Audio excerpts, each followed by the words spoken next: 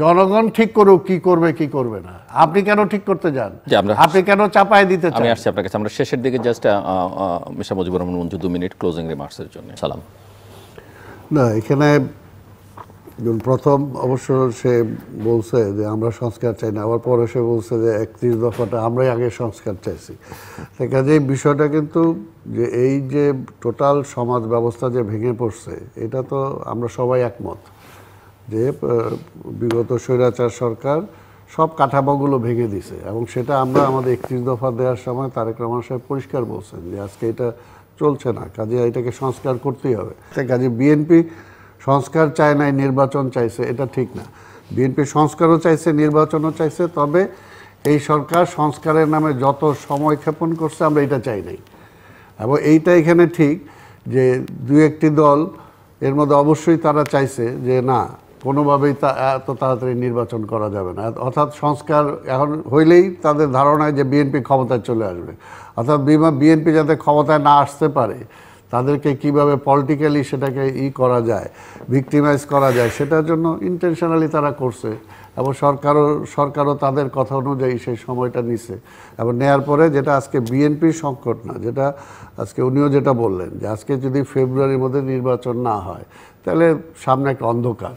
আমরা তো এই কথাটা বারবার বলে আসছি যে আজকে জাতীয় আন্তর্জাতিকভাবে ষড়যন্ত্র তো এখনও হচ্ছে, পরাজিত ফ্যাসিবাদ তো পাশেই বসে আছে, এবং সে বারবারই সেই হুমকি ধুমকি দিচ্ছে, এবং সে যে বিভিন্ন জায়গায় চাচ্ছে যে একটা সফল নির্বাচন যাতে না হয় সেটাকে কিভাবে আটকানো যায়, সেটার জন্য তো সে, কারণ তাদের কাছে অগাধ টাকা পয়সা আছে, কাজেই সেই টাকাওয়ালা যাদের কালো টাকার মালিক তাদেরকে তো এই সরকার ধরে নাই, বা তাদেরকেও যারা এই সরকারের কাছে যারা ছিল তাদেরকেও দেখছি জেলে যাইতে হয়নি, অনেকে সীমান্ত পার হয়ে চলে গেছে। তো এগুলো তো আমরা দেখছি, আমরা এর জন্যই বারবার বলছি যে আপনি সংস্কারটাও তাড়াতাড়ি করেন, আপনি নির্বাচনটাও তাড়াতাড়ি করেন। কিন্তু যে কাজগুলো এই যে যতদিন ধরে আলোচনা হচ্ছে, এই আলোচনার মধ্যে দিয়ে যতগুলো ঐক্যমত হয়েছে, সেই ঐক্যমতের ভিত্তিতেও তো এতদিন স্টেপ নেওয়া যায়, তাই না? কাজেই যতই আমরা বলবো, যতই সময় দিব, ততই দেখা যাবে যে ওই যে বললাম যে একটার পর একটা ইস্যু আসবে। দেখেন আজকে আমরা এই সরকার যেটা বলছি যে আমরা এই সরকার আছি, কিন্তু পরবর্তী পর্যায়ে সরকার বিভিন্ন স্টেপের কারণে আমরা সমালোচনা করছি।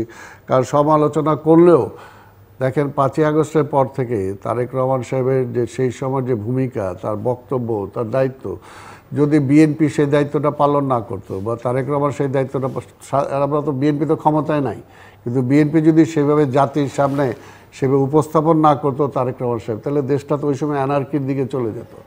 আমরা তো সেটা চাই নাই।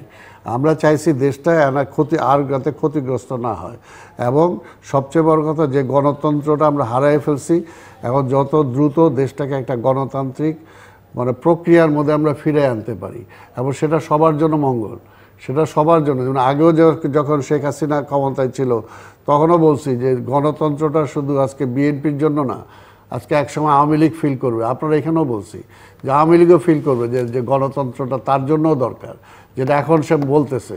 কিন্তু নিজে যখন ছিল তখন তো গণতন্ত্রের গলা টিপে ধরছে, গণতন্ত্রটাকে সে হত্যা করছে। তো এই জন্যই বলবো যে এখনও মনে হইতে পারে যে সব কিছু যে বিএনপির জন্যই দরকার, না, বিএনপির জন্য না, দেশের জন্য দরকার। নির্বাচনটা দেশের জন্য দরকার। এই জায়গায় যদি আমি আপনাকে একটু থামি যদি প্রশ্নটা এইভাবে করি যে গণতন্ত্র তো কোথাও না কোথাও শুরু করতে হবে, ভালোটা কাউকে না কাউকে শুরু করতে হবে, এবং সবাই যদি অতীত চর্চা করে সবাইকে বাইরে রাখার চেষ্টা করি, সমস্যার সমাধান কিন্তু হবে না। যেমন ধরেন যে জামাতের ইস্যুটা, বা আওয়ামী লীগ ক্ষমতার একেবারে শেষ প্রান্তে শেষ জামাতকে এক্সিকিউটিভ অর্ডারে ব্যান করলো, সেটা অনেকে পছন্দ করেননি, কিন্তু আওয়ামী লীগ তার স্বার্থে হয়তো সেটা করেছে।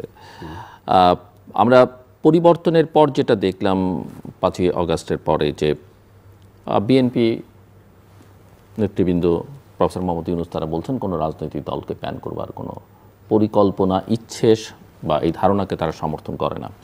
কিন্তু আওয়ামী লীগকে একটা পর্যায়ে এসে তার কার্যক্রমকে স্থগিত করা হলো, তার নিবন্ধনকে স্থগিত করা হলো, এবং তার ঠিক পরেই আমরা দেখলাম, পরের দিনে আমরা দেখলাম যে বিএনপির পক্ষ থেকে বলা হলো যে বিএনপি আসলে এটা চেয়েছে লিখিতভাবে 3 দিন আগে।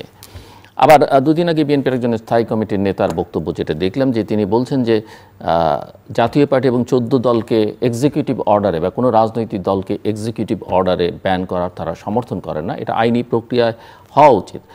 নিঃসন্দেহে শুনতে খুবই ভালো কথা যে আইনি প্রক্রিয়া হওয়া উচিত এবং এটাই হওয়া উচিত। কিন্তু একই সময়ে তিনি বলছেন যে আওয়ামী লীগের ক্ষেত্রে এটা ঠিক আছে, কারণ আওয়ামী লীগ লুটপাট করেছে, আওয়ামী লীগ গুম গণহত্যার সঙ্গে যুক্ত ছিল, আওয়ামী লীগের ক্ষেত্রে এক্সিকিউটিভ অর্ডারটা ঠিক আছে। মানে আইন কি এক একজনের জন্য এক এক রকম হতে পারে কি না? আইনের শাসনে বিশ্বাস করলে আপনি অভ্যুত্থান, এটা তো আইনের বাইরে, এটা এক ধরনের পরিস্থিতি, কিন্তু যখন আপনি একটা রাষ্ট্র চালাবেন তখন আপনি আইন মেনে চলতে চাইবেন, তখন এটা এক একজনের জন্য এক এক রকম হয় কি না।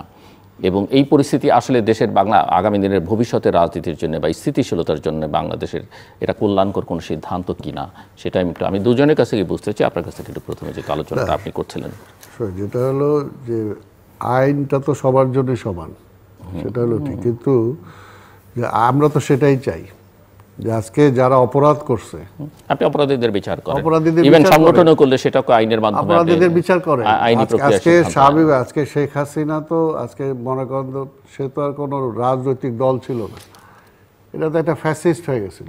আমরা তো বারবার বলছি যে তুমি ডেমোক্রেটিক, সে তো ছিল না। অর্থাৎ আমরা তো হিটলারকেও দেখছি, হিটলার তো ডেমোক্রেটিক ওয়েতে ক্ষমতায় আসছিল, কিন্তু পরবর্তী পর্যায়ে তো সে মুসলিম ছিল না। তো শেখ হাসিনাও তাই, শেখ হাসিনাও তো তাই। কাজেই সেটা তো বিচার হইতে হবে, বিচার হইলেই তো তাদের হয়ে যায়।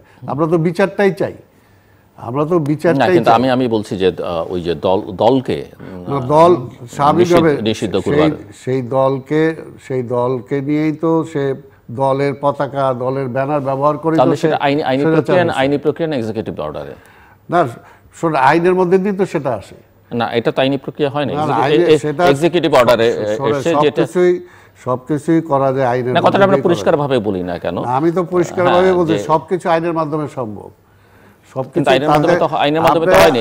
যেই প্রক্রিয়া শেখ হাসিনা জামাতকে নিষিদ্ধ করেছে, একই প্রক্রিয়া এই সরকার আওয়ামী লীগের কার্যক্রমকে নিষিদ্ধ করেছে। এবং আপনারা আগে বলেছেন আপনারা কোনো দল ব্যানের পক্ষে না, পরে বলেছেন আপনারাই চেয়েছেন এই কার্যক্রম স্থগিত করা হোক, চিঠি দিয়ে আপনারা বলেছেন। এখন আবার আপনাদের নেতৃবৃন্দই বলছেন যে আপনারা জাতীয় পার্টি 14 দল যারা সরকারের অংশ ছিল আওয়ামী লীগের সঙ্গে, তাদের কার্যক্রম নিষিদ্ধ, এক্সিকিউটিভ অর্ডার আপনারা পছন্দ করেন না, আপনারা চান সেটা আইনি প্রক্রিয়া হলে আপনাদের কোনো অসুবিধা নেই।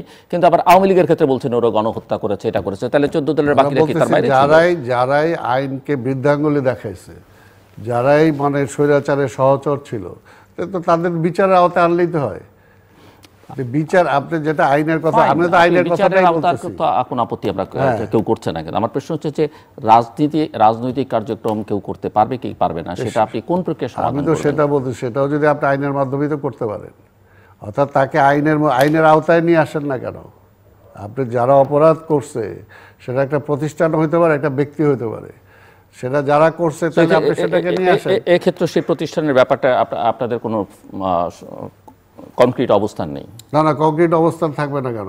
আপনারা কোনো দায়িত্ব নিতে চান না? না, দায়িত্ব তো দায়িত্ব বা কোনো পজিশন নিতে চান না? না, পজিশন না নেওয়া তো পরিষ্কার, পজিশন হবে না কেন? বারবার বলছি যে শেখ হাসিনা, সংবিধান তো শেখ হাসিনার আমলও ছিল, তার আগে সে কি সংবিধান মানছে? শেখ হাসিনা মানে নাই। এই জন্য তো বলতেছি না, আমি তো সেটাই বলতেছি না। এর জন্য সবার জন্য সংবিধান, সবার জন্য আইনটা তো সবার জন্য সমান হবে, যে এই সরকারও যাতে আইন সিদ্ধ সব কাজ করে, আমরা তো সেটাও চাই। কিন্তু করতেছে না তো, ল্যাপস তো অনেক জায়গায় আছে। তা আমরা তো এটাই বলতে, যেটাই আপনি করেন আইনের মাধ্যমে করেন, কোনো অসুবিধা তো নাই এখানে। অর্থাৎ সব কিছু আপনি আইনের আওতায় নিয়ে আসেন, আইনের আওতায় আপনি বিচার করেন, তাহলে তো সে জায়গায় সমস্যা নাই। আইনটা আনেন না, আইনের শাসনটা কায়েম। আজকে টোটাল সমস্যার সমাধানই হয়ে যায় যদি আমরা আইনের শাসনটা কায়েম করি। যে আইনের শাসনটা ছিল না বলেই তো ব্যক্তির শাসন চলে আসছিল, সেই জন্য সে ফ্যাসিস্ট হয়েছিল। তা আমরা কি আবার ওইটাই ফিরে যেতে চাই? আমরা তো ওটা ফিরে যেতে চাই না। আমরা চাই আইনের শাসনটা কার্যকর হোক, এবং আইনের শাসনটা কার্যকর করার জন্য আজকে এই যে সংস্কারের কথা বলতেছি, এটা বলতেছি, সেগুলো কীভাবে এস্টাবলিশ করা যায় সেটা দেখেন। আমরা যেটা বলছি আজকে, এখন আপনার এই যে পিআর নিয়ে যে কথা আসতেছে, একদিক দিয়ে আপনার ডেমোক্রেসির কথা বলতেছেন, আবার আরেক দিক দিয়ে ব্যক্তি নির্ভর করতেছেন। একদিকে কারণ আপনি যখন ওই পিআর সিস্টেমে যাবেন তখন তো দল ঠিক করবে, দলের মধ্যে কয়েকজন মিলে ঠিক করবে বা নেতা ঠিক করে দিবে যে কে 300 হবে, তখন তার পাবলিকের ঠিক করার কোনো স্কোপ থাকলো না। তো সেটা তো আরও বড় স্বৈরাচারের জন্ম দিবেন আপনি। তো এর জন্যই আজকে কী হয়েছে, আবার যে নতুন করে শেখ হাসিনা কী পারছে, যার ইচ্ছা এমপি বানায় দিছে, যার ইচ্ছা মন্ত্রী বানায় দিছে। তা আপনি কি আবার ওই সিস্টেমে ফিরে যেতে চান? বলে আবার একটা ব্যক্তি শাসনে ফিরে যেতে চান, তা রাষ্ট্রপতি শাসনে ফিরে যান। এই জন্য তো বললাম যে আজকে সব কিছুর মূলে হলো আইনের শাসনটা প্রতিষ্ঠা করা। আপনি আইনের শাসনটা প্রতিষ্ঠা করার জন্য ওইটাকে কি গার্ড করা যায়, ওইটাকে কীভাবে কোথায় সংস্কার করা যায়, ওই পার্লামেন্টে যাতে আবার কালো টাকার মালিকরা যাতে না যেতে পারে। আপনি কি করতেছেন, রাজনৈতিক দল এগুলো কীভাবে আটকানো যায় এটার চেষ্টা করতেছেন। এগুলো রাজনীতিটাকে মুক্ত করে দেয় এবং রাজনীতিবিদরা যাতে রাজনীতিটা করতে পারে সেটার জন্য কোনো সংস্কার হয়েছে, সেটার জন্য কোনো আলোচনা হয়েছে, সেগুলো তো আসে নাই। রাজনীতিটাই আপনাকে পরিষ্কার করতেছে না, পরিচ্ছন্ন করতেছে না, এটাকে আরও কীভাবে মানে ধূম্র জালের মধ্যে নিয়ে আসা যায় সেটার জন্য চেষ্টা করে। অত আজকে স্বাধীনতার পরে এত বছর যদি রাজনীতিটা হইতো, রাজনীতির চর্চাটা হইতো, গণতান্ত্রিক চর্চাটা হইতো, তাহলে তার শেখ হাসিনার জন্ম হইতো না।